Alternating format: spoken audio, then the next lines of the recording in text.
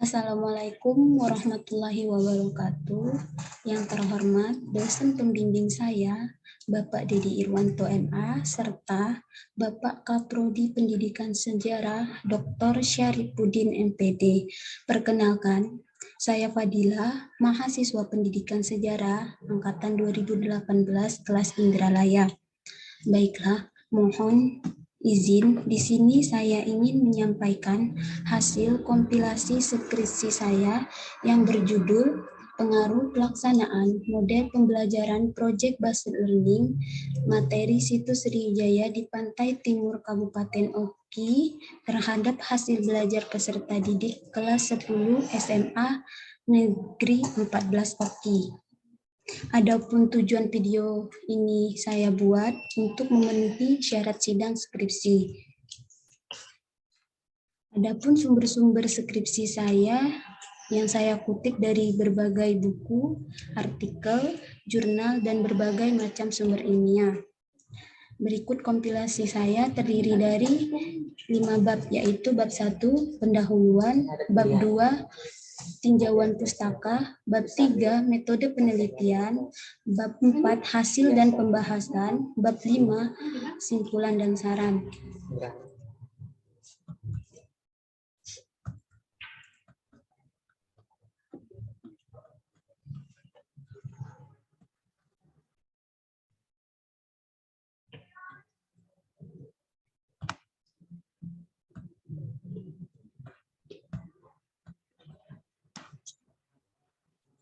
Baiklah, untuk kutipan pertama, saya mengambil dari buku Yusuf 2018 yang berjudul Pengantar Ilmu Pendidikan, di mana saya mengambil pengertian pendidikan menurut Ki Hajar Dewantara.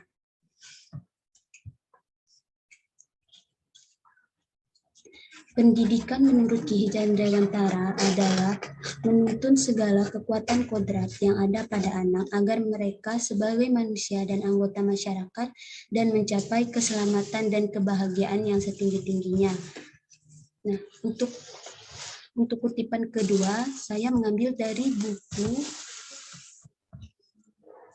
buku yang ditulis oleh Hidayat Abdillah 2019 yang berjudul Ilmu Pendidikan, Konsep, Teori, dan Aplikasinya. Di sini saya mengutip pengertian pendidikan menurut Omar Hamalik.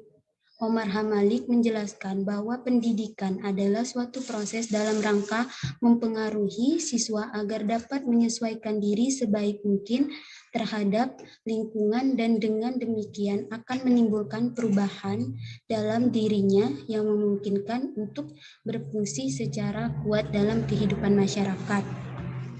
Untuk kutipan ketiga, saya mengambil dari buku yang ditulis oleh Ahmad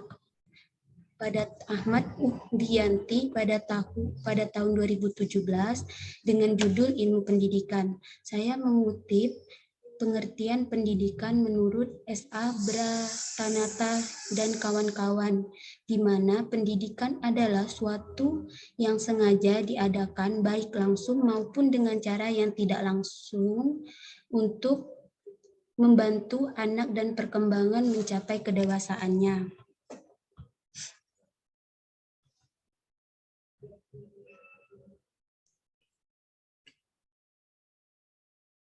Nah, untuk kutipan keempat, saya mengambil dari artikel yang ditulis oleh Purwanti Sedaya tahun 2018 dengan judul Peningkatan Kualitas Pendidikan sebagai Pencetak Sumber Daya Manusia Andal. Nah, saya mengutip salah satu teori tentang kualitas yang dapat diaplikasikan dalam dunia pendidikan adalah teori Total Quality Management. Teori ini menjelaskan bahwa mutu sekolah dapat dilihat dari 3 kemampuan, yaitu kemampuan akademik, kemampuan sosial, dan kemampuan moral. Menurut teori ini, mutu sekolah ditentukan oleh 3 variabel, yaitu kultur sekolah, proses belajar mengajar, dan realitas sekolah.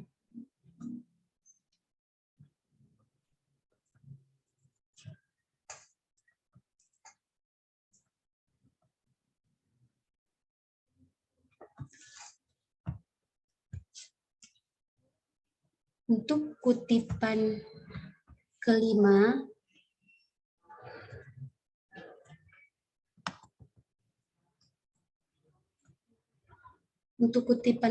saya mengambil dari buku Musikon Nurdiansyah 2015, di mana judulnya Pendekatan Pembelajaran Saintifik.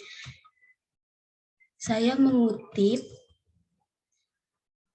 tujuan inti pendidikan adalah pengembangan pembelajaran yang akan selalu bersinggung dengan perubahan dan pengembangan kurikulum. Pengembangan kurikulum selalu bersinggungan dengan strategi, pendekatan, metode, serta teknik pembelajaran yang disesuaikan dengan pengembangan kurikulum. Misalnya, dalam pengembangan kurikulum 2013 terjadi perubahan pendekatan pembelajaran, yaitu menggunakan pendekatan saintifik. Penentuan pendekatan dalam kurikulum 2013 ini telah dituangkan dalam Permendikbud nomor 81A tahun 2013 tentang implementasi kurikulum.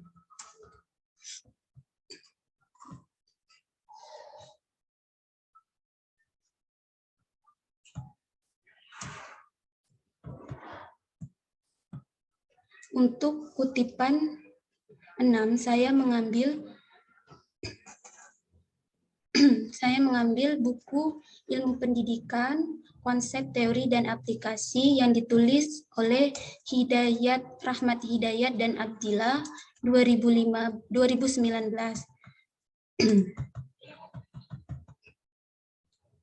Saya mengutip,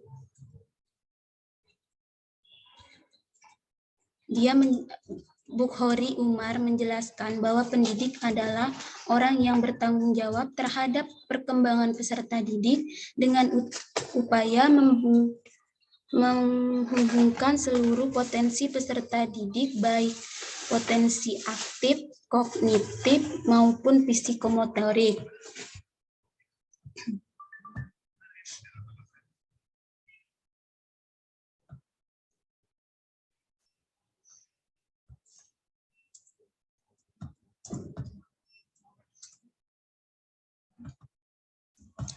Untuk kutipan ke-7, saya mengambil dari Naibaho Dornal 2018, jurnal Peranan Guru sebagai Fasilitator dalam Perkembangan Peserta Didik. Saya mengutip, sehubungan dengan fungsinya sebagai fasilitator, pengajar, pendidik, dan pembimbing, maka diperlukan adanya berbagai peran dari guru. Menurut Dickson, peran guru yang utama adalah memfasilitasi pembelajaran siswa yang secara luas dijabarkan berbagai cara, menjadi fasilitator yang menyalurkan materi bagi peserta didiknya dalam mencapai tujuan belajar dan selalu menyajikan pengetahuan atau materi pembelajaran bagi peserta didik.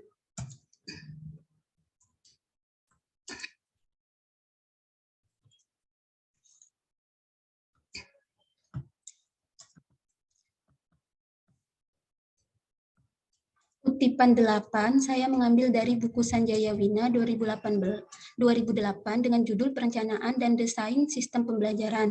Di sini saya mengutip penjelasan mengenai kebutuhan itu pada dasarnya adalah kesenjangan antara apa yang telah tersedia dengan apa yang diharapkan, dan net assessment adalah proses mengumpulkan informasi tentang kesenjangan dan menentukan prioritas dan kesenjangan dari kesenjangan itu untuk dipecahkan.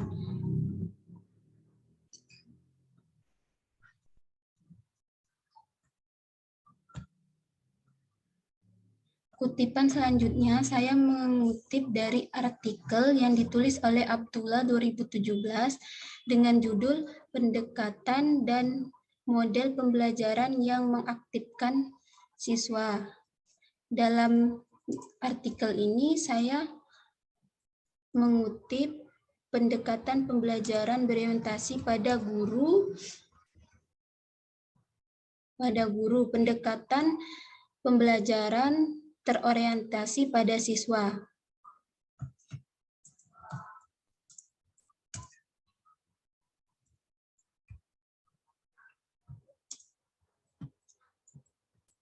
Untuk kutipan selanjutnya, saya mengutip lagi dari buku Sanjaya Wina 2008, Perencanaan dan Desain Sistem Pembelajaran. Saya mengutip bahwa buku ini menjelaskan pengalaman yang dikemukakan oleh Edgar Dahl memberikan gambaran bahwa pengalaman belajar yang diperoleh siswa dapat melalui proses perbuatan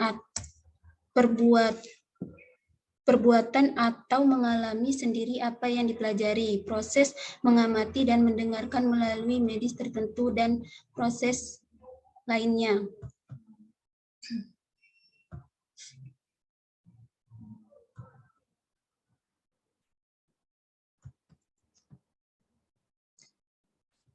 Untuk kutipan selanjutnya itu kutipan ke-11 yang dimana saya mengambil dari buku Suwardimo 2018 dengan judul Belajar dan Pembelajaran. Di sini saya mengutip pengertian pembelajaran, di mana pembelajaran merupakan bantuan yang diberikan pendidik agar dapat terjadi proses perolehan ilmu dan pengetahuan, penguasaan kemahiran dan tabiat, serta pembentukan sikap dan kepercayaan pada peserta didik.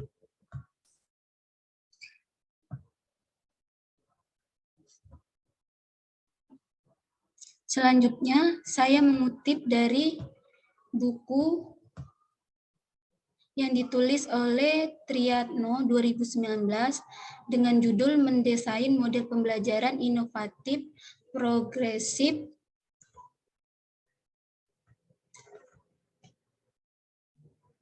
dalam konsep dan landasan dan implementasi pada kurikulum tingkat satuan pendidikan atau kurikulum KTSP. Di sini saya mengutip pada halaman 22, di mana menurut Suekanto bahwa model pembelajaran adalah kerangka konseptual yang melukiskan prosedur yang sistematis dalam mengorganisasikan pengalaman belajar untuk mencapai tujuan belajar tertentu dan berfungsi sebagai pedoman bagi para peserta didik, pembelajaran, dan para pengajar dalam merencanakan aktivitas belajar mengajar.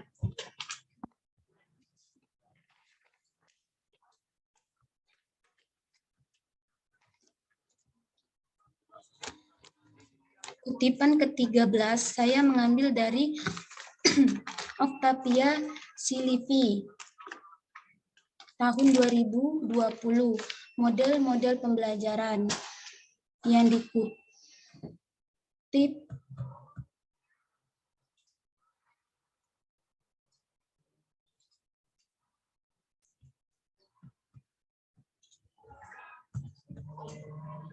dikutip pada halaman 13, di mana model pembelajaran adalah kerangka konseptual yang menggambarkan prosedur sistematik dalam pengorganisasian kegiatan pengalaman belajar untuk mencapai tujuan belajar atau kompetensi belajar. Nah, model pembelajaran ini sangat efektif dalam upaya peningkatan kualitas belajar karena pada kegiatan belajar siswa dituntut untuk berperan aktif dalam pembelajaran serta diharapkan menggunakan kemampuan berpikir tingkat tinggi, mengasah kekompakan dan kerjasama dalam sebuah tim.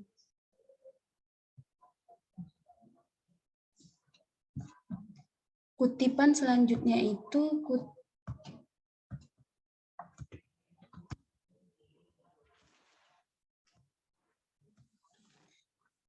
kutipan ke-14 dari Jurnal Akbar Fauzan 2017, potensi model PJBL atau Project Based Learning dalam meningkatkan motivasi belajar peserta didik dengan gaya belajar berbeda.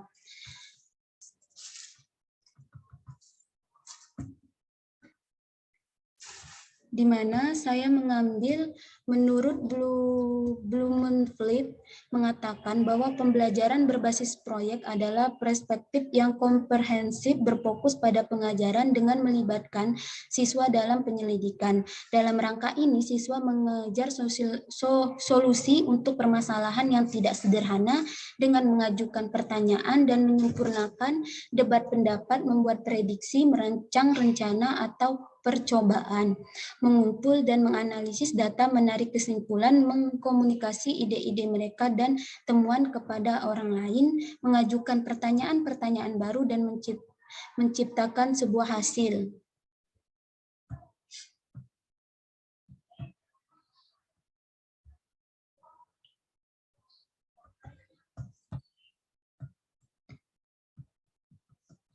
Selanjutnya, kutipan 15 saya mengambil dari Jurnal Syakur dan kawan-kawan tahun 2020, The Implementation of Project Based Learning Model Towards the Result Student TOEFL Semester of Brawijaya University. Di mana saya mengambil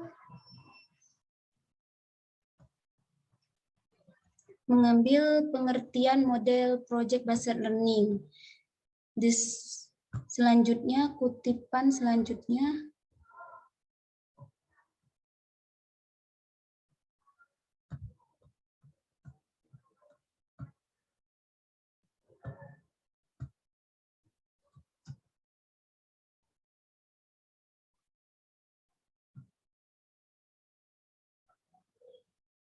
Baiklah, mungkin itu saja untuk bab pendahuluannya. Selanjutnya untuk bab 2. Bab 2 berisi tentang tinjauan pustaka. Nah, untuk kutipan 16 tentang hakikat belajar dan pembelajaran, saya mengambil dari buku Suyono Haryanto 2011 dengan judul Belajar dan Pembelajaran, Teori dan Konsep Pembelajaran. Di sini saya mengutip pengertian belajar yang dikemukakan oleh Gagne, di mana sebuah proses perubahan tingkah laku yang meliputi perubahan kecenderungan manusia seperti sikap, minat, atau nilai, dan perubahan kemampuannya, yaitu peningkatan kemampuan untuk melakukan berbagai jenis kinerja.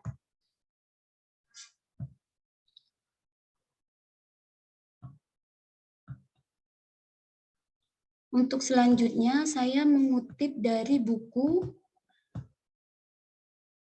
Untuk kutipan 17, saya mengutip dari buku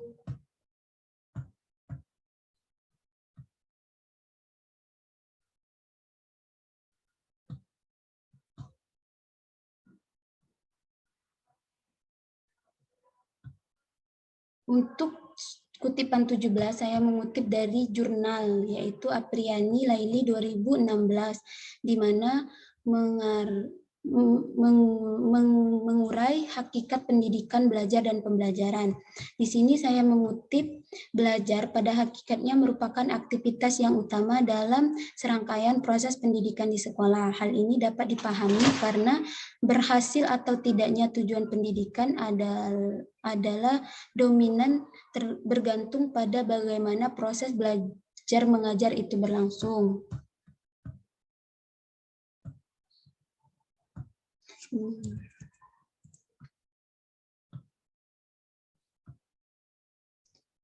Untuk kutipan ke-18, saya mengutip dari jurnal Swarim Biasri 2021 dengan judul Hakikat Belajar Konsep pada Peserta Didik, di mana saya mengutip Pengertian belajar. Menurut Winkel, belajar merupakan suatu aktivitas mental atau fisikis yang berlangsung dalam interaksi aktif dengan lingkungan yang menghasilkan sejumlah perubahan yang relatif konstan dan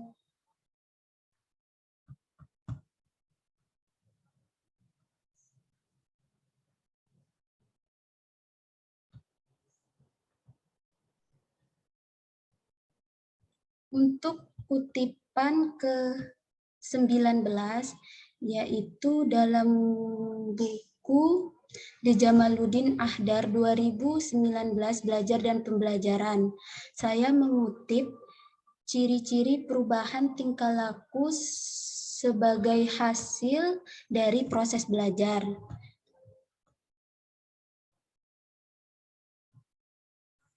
Menurut Slameto, ciri-ciri perubahan tingkah laku sebagai hasil dari proses belajar adalah perubahan terjadi secara sadar, bersifat menetap atau kontinu dan fungsional, bersifat positif dan aktif, memiliki tujuan dan terarah, dan meliputi segala aspek tingkah laku individu.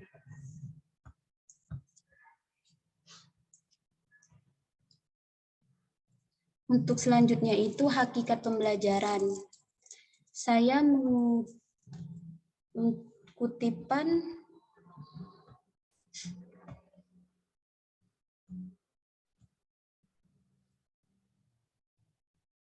kutipan 20 yaitu jurnal yang ditulis oleh Pak Aprida Pane 2017 dengan judul Belajar dan Pembelajaran.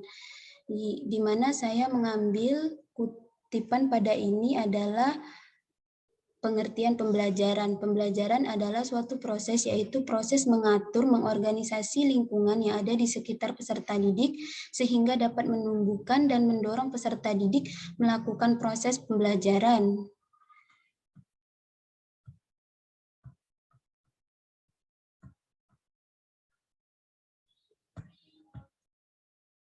Untuk kutipan selanjutnya,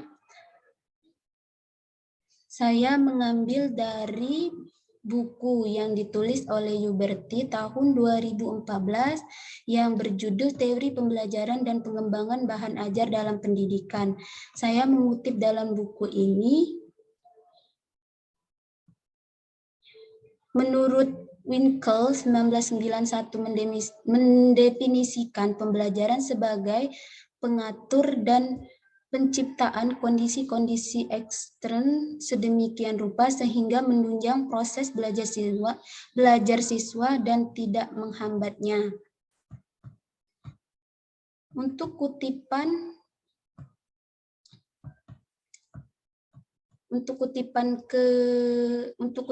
kedua-dua, saya mengambil dari buku Trianto 2019, mendesain model pembelajaran inovatif, progres, konsep landasan, dan implementasi pada kurikulum KTSP. Saya mengutip pengertian pembelajaran, di mana usaha sadar dari seseorang untuk membelajarkan siswa, mengarahkan interaksi dengan sumber belajar lainnya dalam rangka mencapai tujuan yang diharapkan.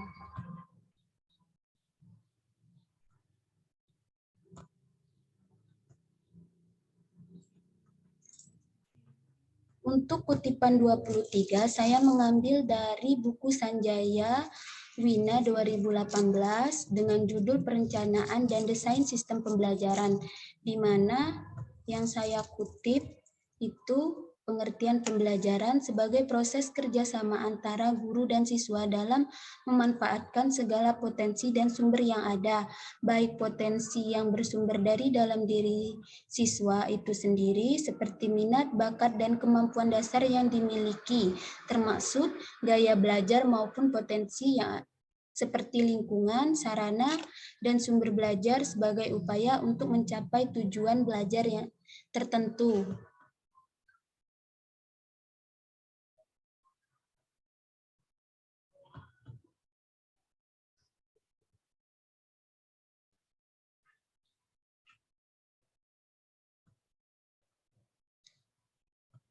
mengenai teori pembelajaran. Untuk kutipan 24, saya mengutip lagi dari buku Trianto 2019 dengan mendesain model pembelajaran inovatif, progres, konsep landasan, dan implementasi pada kurikulum KTSP. Di sini saya mengutip pengertian teori belajar. Pada dasarnya merupakan penjelasan mengenai bagaimana terjadinya belajar atau bagaimana informasi diproses di dalam pikiran siswa itu. Untuk teori belajar konstruktivisme, saya mengambil dari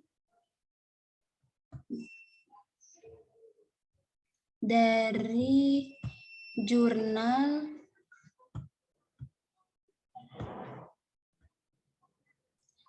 yang ditulis oleh Mas Gumelar Mustafa 2021, Teori Belajar Konstruktivisme dan Implikasinya dalam Pendidikan dan Pembelajaran.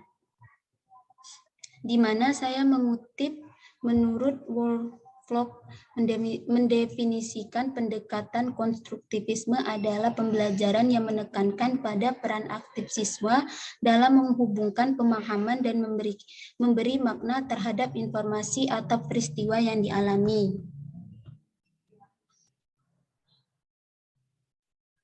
Selanjutnya, untuk teori belajar kognitif, untuk kutipan 26, saya mengambil dari buku Suyono Haryanto 2011 dengan judul Belajar dan Pembelajaran, Teori dan Konsep Dasar.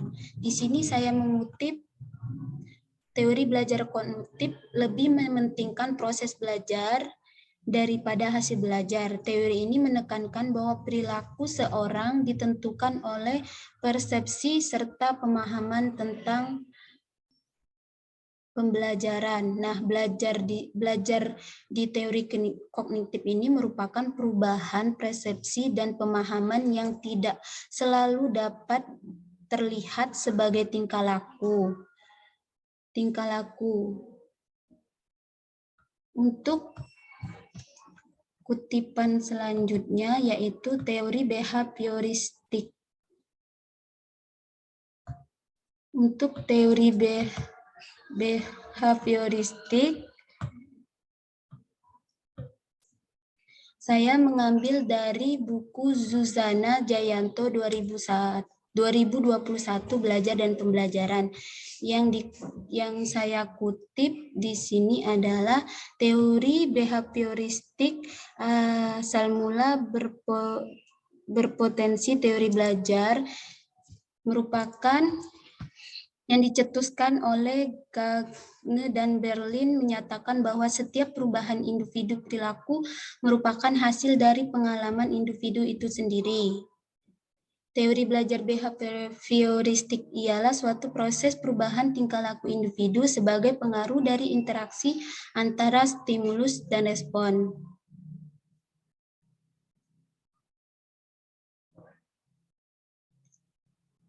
Untuk selanjutnya itu hakikat model pembelajaran. Saya mengutip dari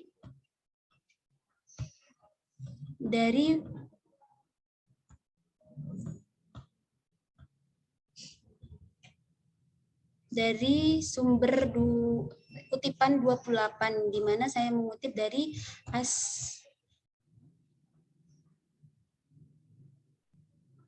Astriandi 2001 pendekatan inquiry tipe project based learning dan group investigation dalam konsep pelestarian lingkungan. Saya mengutip pengertian model pembelajaran menurut Suprithaningrum, di mana model pembelajaran merupakan kerangka konseptual yang menggambarkan prosedur dalam mengorganisasi pengalaman pembelajaran untuk mencapai tujuan pembelajaran.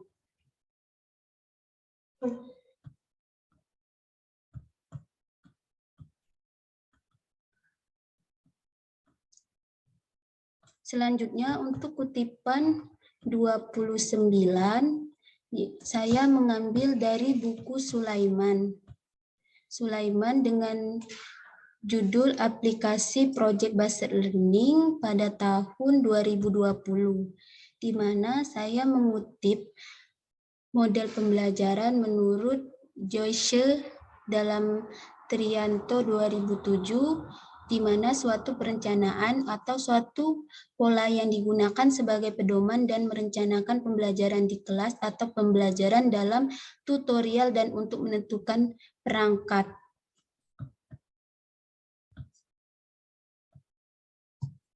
Selanjutnya saya mengutip pengertian model pembelajaran dari jurnal yang ditulis oleh Asyafa Abbas 2019 yang berjudul Menimbang Model Pembelajaran atau Kajian Teoritis Kritis atau Model Pembelajaran dalam Pendidikan Islam. Saya mengutip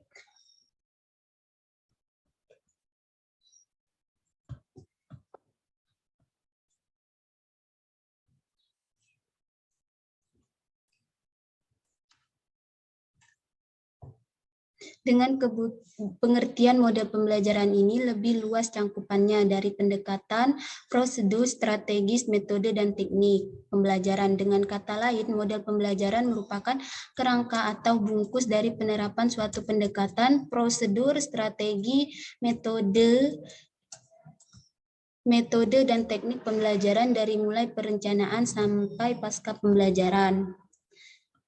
Selanjutnya, untuk kutipan ke-31,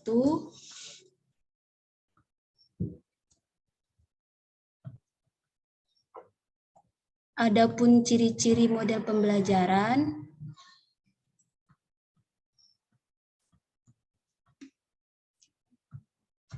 saya mengutip dari artikel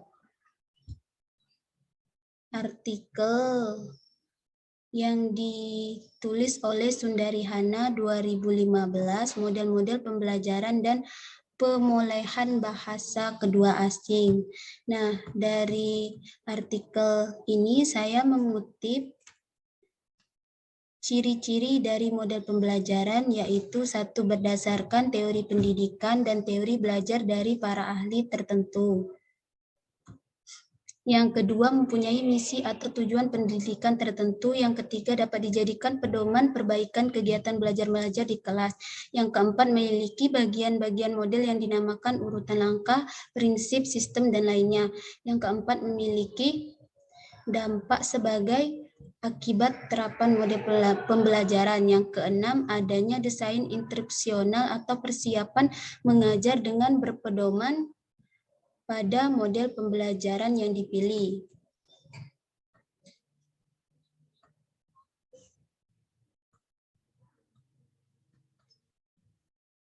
Untuk kutipan yang kedua, 32,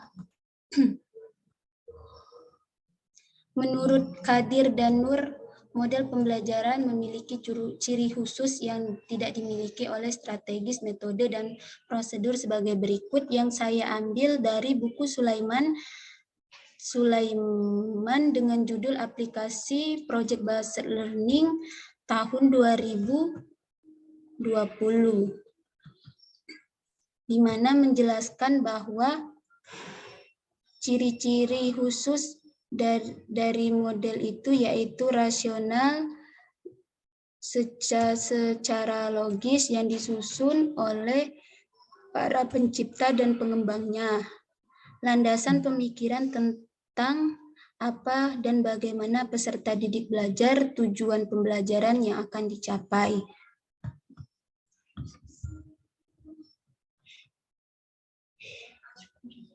Untuk selanjutnya itu model pembelajaran Project Based Learning.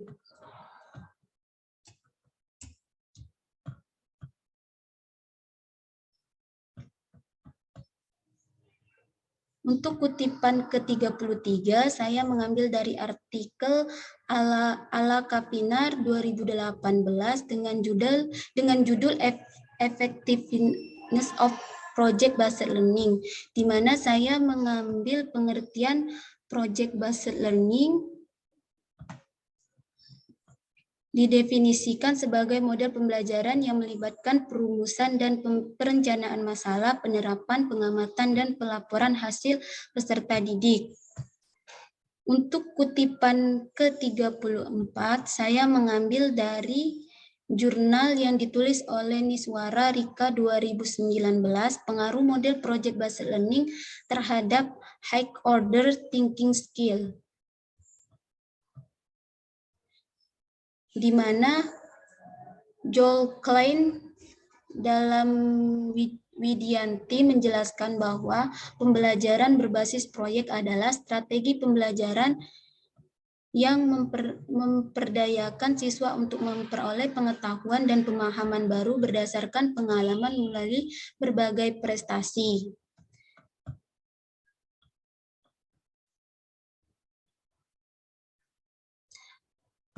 Untuk pengertian model Project Based Learning selanjutnya, saya mengambil dari buku Astriadi 2021 dengan judul Pendekatan Inquiry Tipe Project Based Learning dan Group Investigation dalam Konsep Pelestarian Lingkungan. Dalam buku ini menjelaskan model pembelajaran menurut Grant. Model pembelajaran berbasis proyek adalah model pembelajaran yang sistematis, mengikut sertakan pelajar dalam mempelajari pengetahuan dan keahlian yang kompleks, pertanyaan autentik, dan perancangan produk dan tugas.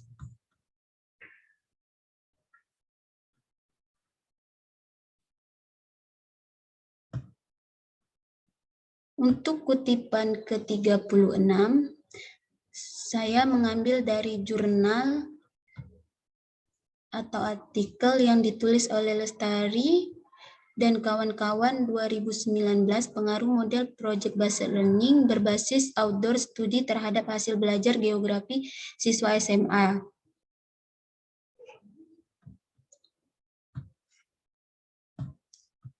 Di mana mendefinisikan tentang Project Based Learning, merupakan pembelajaran inovatif yang berpusat pada siswa dan menempatkan guru sebagai motivator dan fasilitator, di mana siswa diberi peluang bekerja sama, otonom, mengkonstruksi. Selanjutnya, kutipan ke-37, yaitu saya ambil dari jurnal Mulyono Heri tahun 2020 dengan judul Pengaruh Model Pembelajaran Project Based Learning terhadap hasil belajar siswa pada mata pelajaran pemrograman dasar di SMK Muhammadiyah 1 Padang. Saya mengambil pengertian model pembelajaran.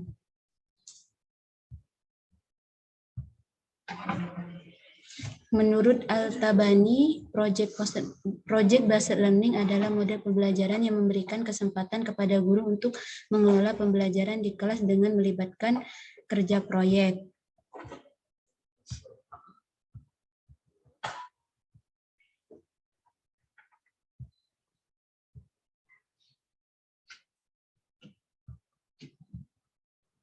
Untuk selanjutnya, untuk langkah-langkah model Project Based Learning, saya mengambil dari buku Maman Sulaiman tahun 2020 dengan judul Aplikasi Project Based Learning,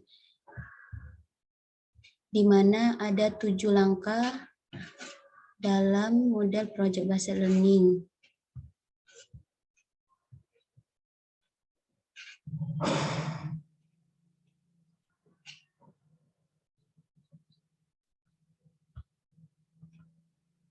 Selanjutnya saya mengambil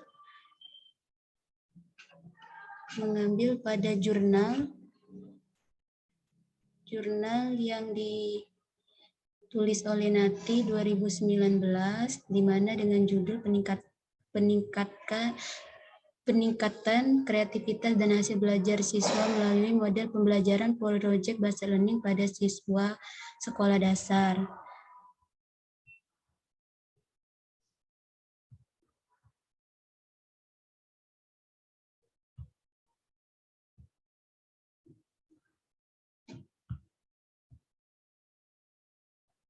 Untuk kutipan selanjutnya, kutipan 41, saya mengutip dari jurnal yang ditulis oleh Susanti 2019 dengan judul Project Based Learning Pemanfaatan Vlog dalam Pembelajaran Sejarah untuk Generasi 4GZ.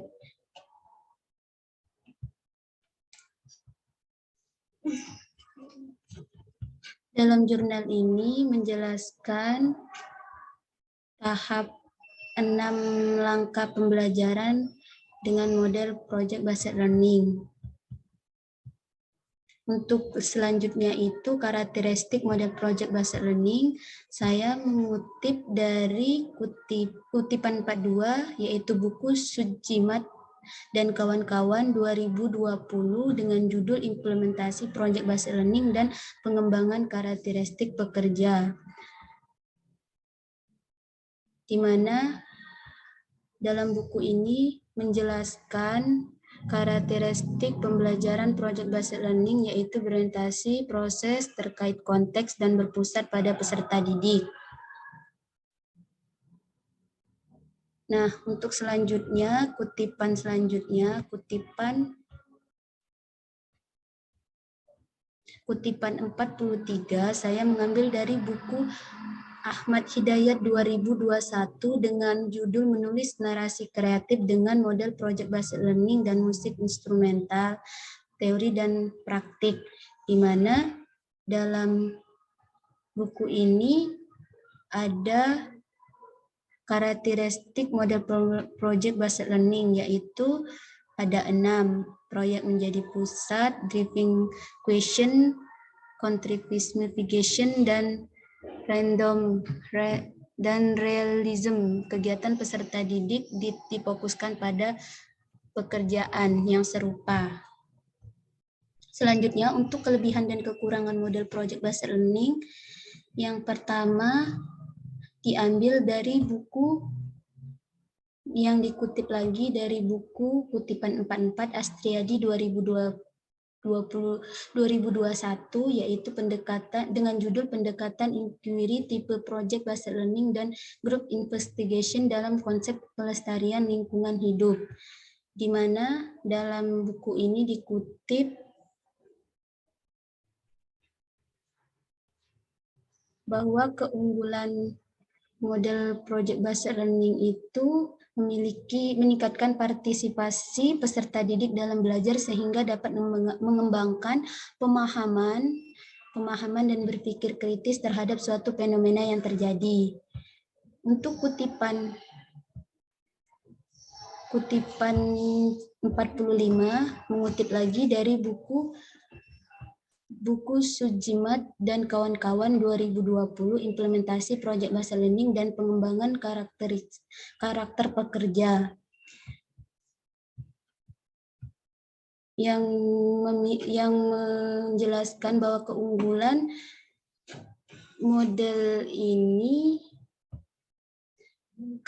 atau kelebihan model ini penanaman keterampilan hidup,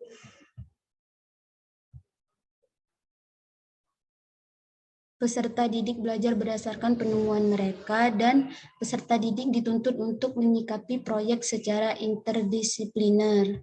Nah, untuk kutipan selanjutnya itu kutipan 46 dari jurnal Suciani dan kawan-kawan 2018, Pemahaman Model Project Based Learning sebagai kesiapan praktik pengalaman lapangan atau PLP mahasiswa program studi pendidikan tata boga.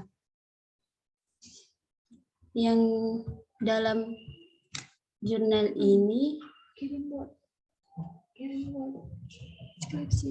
menurut Susanti, kelebihan dari PJBL ini meningkatkan motivasi, meningkatkan kemampuan pemecahan masalah, meningkatkan kolaborasi, dan meningkatkan keterampilan mengelola sumber. Nah, untuk kutipan 47, saya mengambil dari buku Lamer dan kawan-kawan 2019 dengan judul Setting the Standard for Project Based Learning.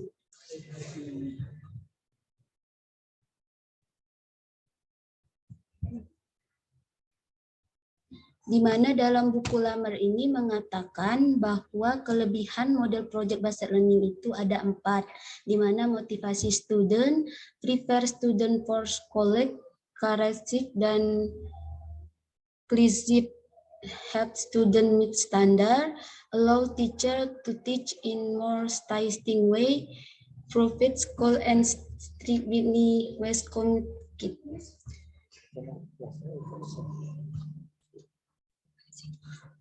Selanjutnya, saya mengambil dari jurnal yang ditulis oleh Guo dan kawan-kawan 2020, A Review of Project-Based Learning in Higher Education Student Outcomes and Measure, di mana ada 4 keunggulan dari model Project-Based Learning.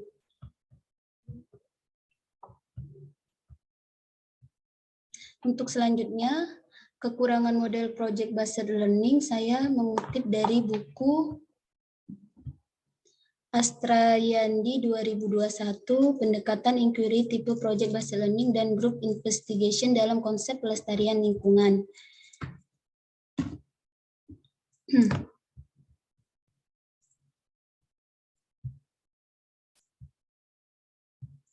Di mana dalam buku ini terdapat 5 kekurangan dari model project based learning. Untuk selanjutnya, kutipan selanjutnya, saya mengambil dari buku Hidayat Ahmad 2021 dengan judul Menulis Narasi Kreatif dengan Model Project Based Learning, di mana dalam buku ini menjelaskan ada 6 kekurangan dari model project based learning. Untuk selanjutnya itu hasil belajar. Hasil belajar saya kutip dari buku Sujana Nana 2013, Penilaian Hasil Proses Belajar Mengajar, yaitu pada halaman 22, di mana belajar adalah kemampuan-kemampuan yang dimiliki siswa setelah ia menerima pengalaman belajarnya. Untuk kutipan 52, saya mengambil dari Parihatun 2020, yaitu dengan judul Keefektifan Pembelajaran Project Based Learning terhadap peningkatan kreativitas dan hasil belajar. Dalam jurnal ini menjelaskan bahwa belajar adalah perubahan tingkah laku yang mencangkup bidang kognitif, afektif, dan fisikomotorik. Nah, untuk kutipan selanjutnya, kutipan 53, saya mengambil dari buku Muhammad Yaumi 2013, Prinsip-prinsip Desain Pembelajaran disesuaikan dengan Kurikulum 2013. Di mana dalam buku ini menjelaskan, Gagel dalam mengatakan bahwa tes adalah serangkaian pernyataan atau tugas yang dirancang untuk memperoleh perilaku tertentu dari orang yang diuji.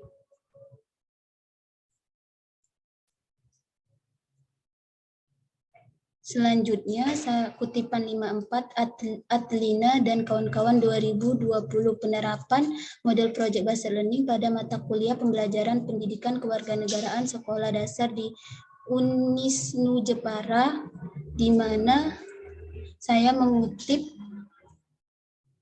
menurut Susanto, menyatakan bahwa faktor-faktor yang mempengaruhi hasil belajar peserta didik.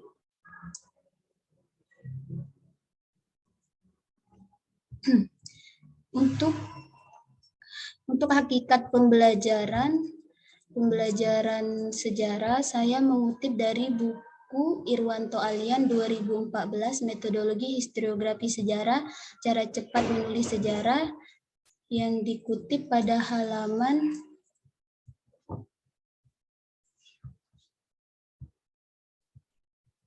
halaman 4 menurut Kamus Umum Bahasa Indonesia.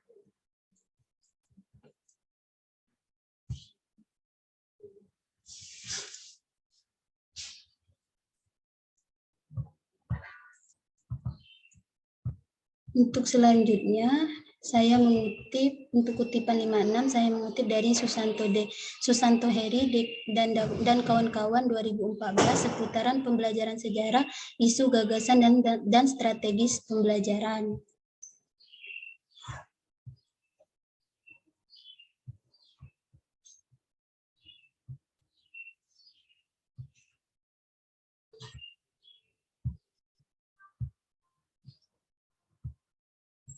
Untuk selanjutnya, kutipan 57 saya mengutip dari jurnal yang ditulis oleh Zahro dan kawan-kawan 2017, The Implementation of the Character Education in History Teaching, di mana dalam jurnal ini menurut Sapria ada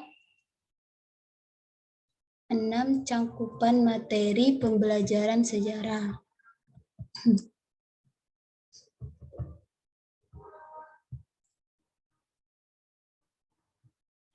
Untuk selanjutnya, saya kutipan 58, saya mengutip dari Sayono Joko 2013 yang judul jurnalnya Pembelajaran Sejarah di Sekolah dari Pragmatis ke Idealis. Nah, tujuan belajar sejarah dalam jurnal ini ada 5.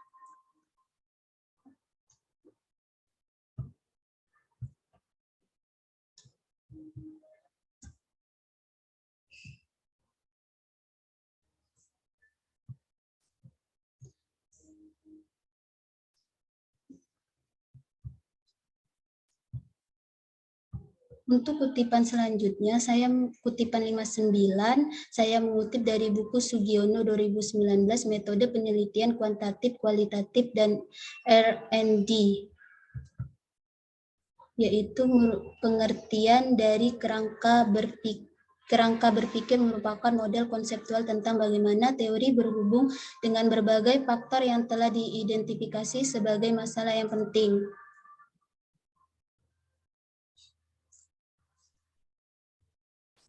Selanjutnya, untuk bab 3, metode penelitian. Untuk kutipan 60, saya mengambil dari Enzir 2020, metodologi penelitian pendidikan kuantitatif dan kualitatif. Dalam kutipan ini, saya mengambil penelitian pengertian penelitian. Untuk kutipan selanjutnya, kutipan 61 Hardani dan kawan-kawan 2020, judulnya Metodologi Penelitian Kualitatif dan Kuantitatif. Yang dikutip adalah hakikat metode penelitian merupakan cara ilmiah untuk mendapatkan data informasi sebagaimana ada dan bukan sebagaimana seharusnya dengan tujuan dan kegunaan tertentu. Selanjutnya, kutipan 62 saya mengambil dari buku Sugiono 2019 dengan judul Metode Penelitian Kuantitatif, Kualitatif, dan R&D, di mana yang dikutip adalah pengertian metode penelitian. Selanjutnya, kutipan 63 saya mengutip dari buku Asmani Jamal 2011 dengan judul Tuntunan Lengkap Metodologi Praktis Penelitian Pendidikan, buku panduan super praktis penelitian pendidikan. Saya mengambil pengertian metode penelitian menurut Ahmad.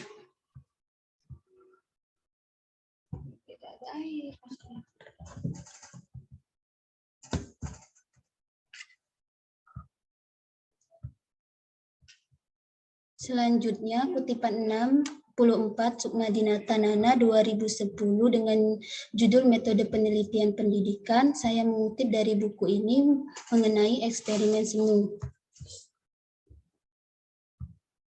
Untuk selanjutnya, kutipan 65 buku buku yang ditulis oleh Pak Prasetyo dan kawan-kawan 2020 dengan judul Buku Ajar Metodologi Penelitian Eksperimen. Dalam buku ini saya mengutip desain eksperimen kuasi.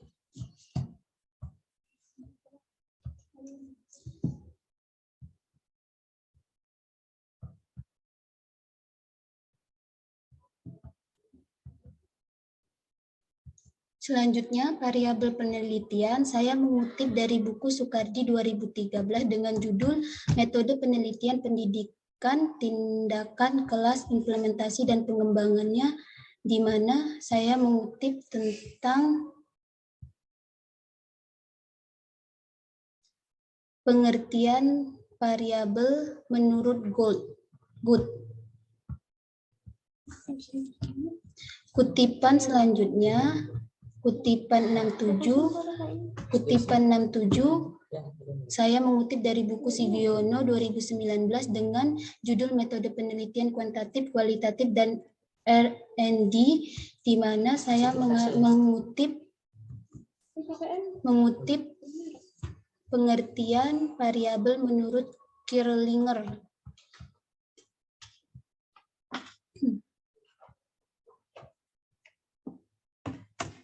Selanjutnya kutipan 68 saya mengambil dari buku Sarwono Jonathan 2006 dengan judul Metode Penelitian Kuantitatif dan Kualitatif.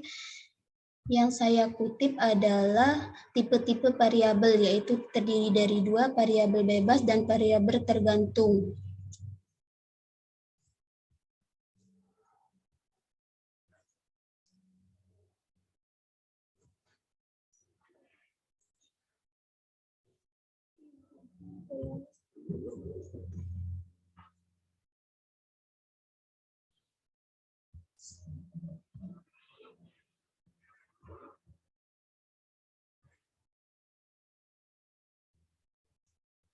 Untuk kutipan 69, saya mengutip dari buku Muhammad Ali dengan judul Penelitian Kependidikan, Prosedur, dan Strategi pada tahun 1985. Yang dikutip adalah mengenai pengertian populasi.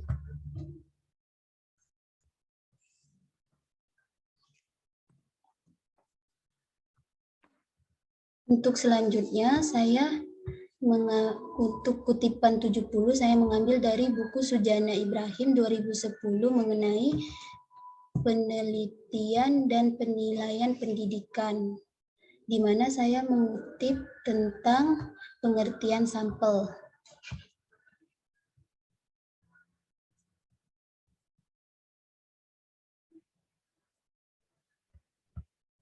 Untuk teknik pengumpulan data, untuk metode tes, saya mengutip dari buku Asmani Jamal 2011 dengan judul Tuntutan Lengkap Metodologi Praktis Penelitian Pendidikan, di mana mengenai pengertian metode tes. Selanjutnya, untuk metode wawancara, saya mengambil dari buku Muhammad Ali tahun 1985 dengan judul Penelitian Kependidikan, Prosedur, dan Strategis. Di sini saya mengutip tentang pengertian wawancara. Selanjutnya, untuk metode dokumentasi, saya mengutip dari buku Sukarti 2013 dengan judul Metode Penelitian Pendidikan, Tindakan Kelas, Implementasi, dan Pengembangannya. Di sini dikutip mengenai dokumentasi.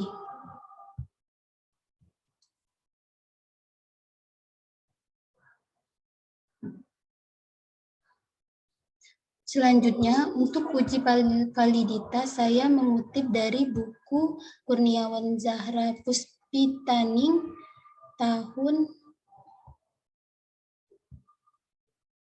2016 dengan judul Metode Penelitian Kuantitatif, di mana dalam buku ini mengutip pengertian mengenai uji validitas instrumen penelitian.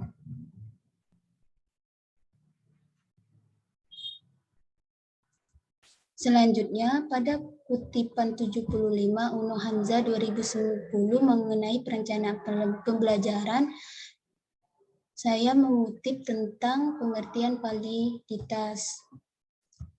Selanjutnya, pada kutipan 76 dalam buku Kusairi Supranoto 2013, judul Pengukuran dan Penilaian Pendidikan, saya mengutip pada buku ini, yaitu karakteristik validasi.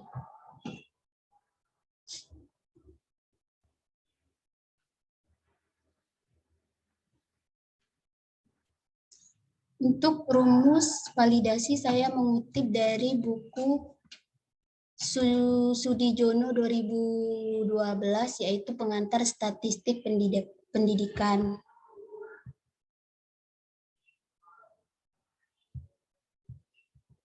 Untuk uji reliabilitas, saya mengutip dari buku Kusairi Supranoto 2013, Pengukuran dan Penilaian Pendidikan, tentang pengertian reliabilitas.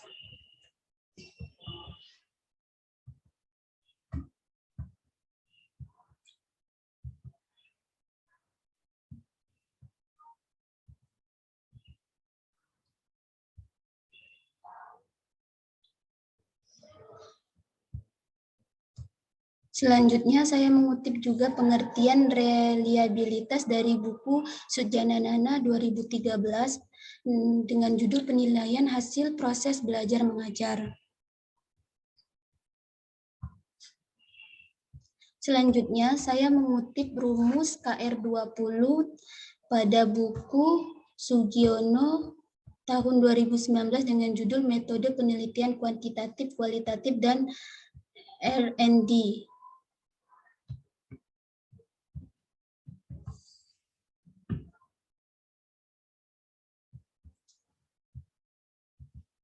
Untuk rumus tingkat kesukaran, saya mengambil dari jurnal Fatima Al-Fatah 2019 dengan judul Analisis Kesukaran Soal Daya Pembeda dan Fungsi Distraktor.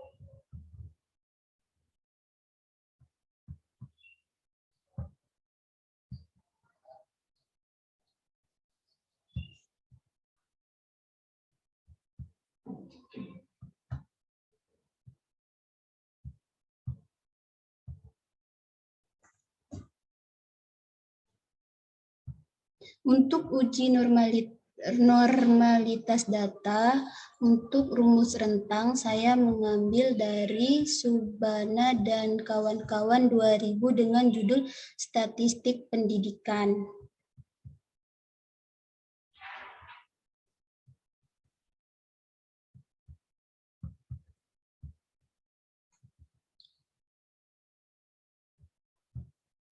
Dan sama saya mengutip rumus ini dari buku Subana 2000 pada halaman 39. Untuk menghitung panjang kelas, saya juga mengutip dari buku Subana 2000 halaman 40.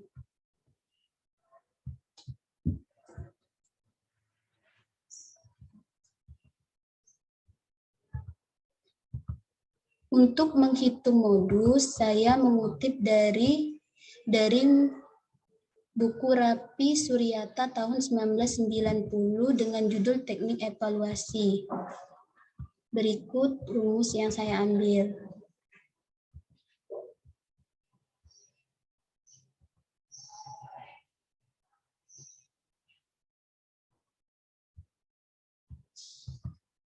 Selanjutnya, untuk menguji kenormalan data dan dengan koefisien kemiringan, saya mengambil dari buku Subana tahun 2098. Tahun 2000 halaman 98. Berikut rumus yang saya gunakan. Selanjutnya, untuk uji homogenitas,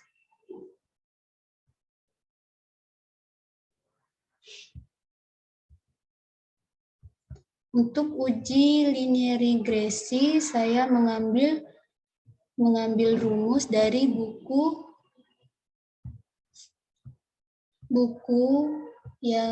Nana Sugiono, buku Sugiono 2019 statistika untuk penelitian, dan mengutip dari buku Sujana Ibrahim 2010 dengan judul Penelitian dan Penilaian Pendidikan. Berikut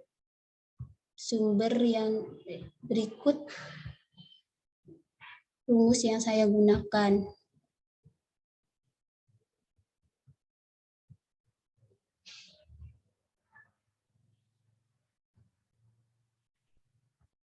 Untuk uji hipotesis yaitu regresi, saya mengambil rumus dari Nana Sujana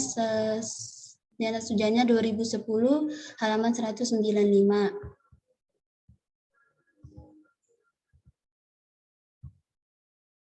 Selanjutnya saya mengambil dari Sugiono tahun 2019 262. Berikut sumber yang saya gunakan.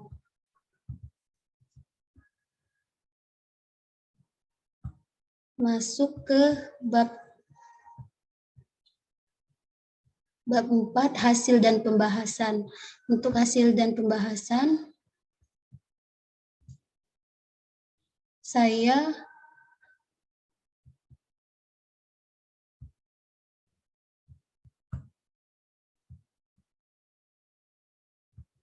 untuk kutipan 105, saya mengambil dari jurnal yang ditulis oleh Kusadi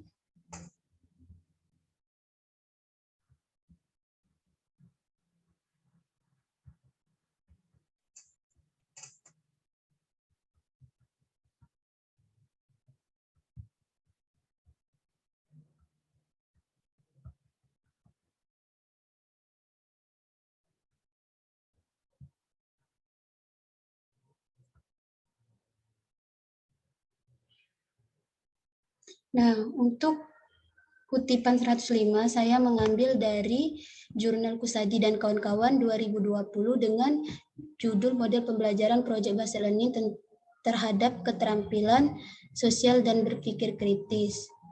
Saya mengutip model Project Based Learning, pengertian model Project Based Learning. Untuk selanjutnya, saya mengutip dari jurnal yang ditulis oleh Puspita dan kawan-kawan 2019 dengan judul Penerapan Model Project Based Learning untuk meningkatkan kemampuan berpikir kreatif peserta didik. Saya mengutip menurut Stripling, salah satu karakteristik model pembelajaran Project Based Learning.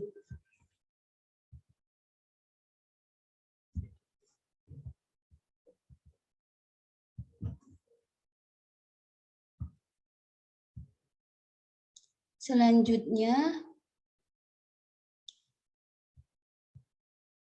saya mengutip dari jurnal Syahri dan kawan-kawan 2020 dengan judul Penerapan Model Project Based Learning dalam mata diklat gambar sketsa, di mana saya mengutip model Project Based Learning memiliki keunggulan, diantaranya dapat meningkatkan motivasi dan sebagainya.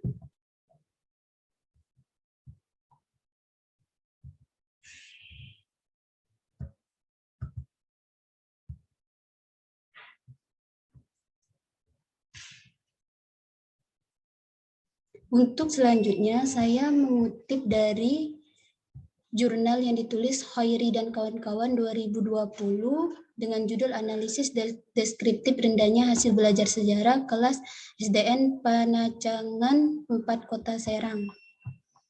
Dalam ini mengambil pendapat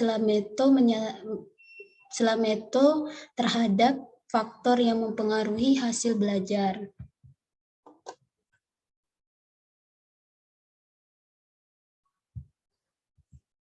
Selanjutnya, saya mengambil dari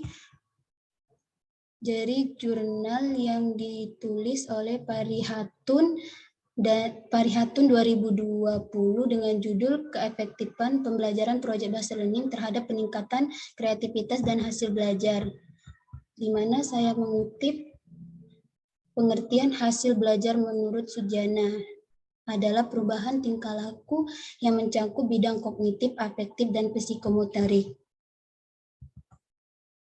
Mungkin itu saja yang bisa saya sampaikan dari hasil kompilasi skripsi saya.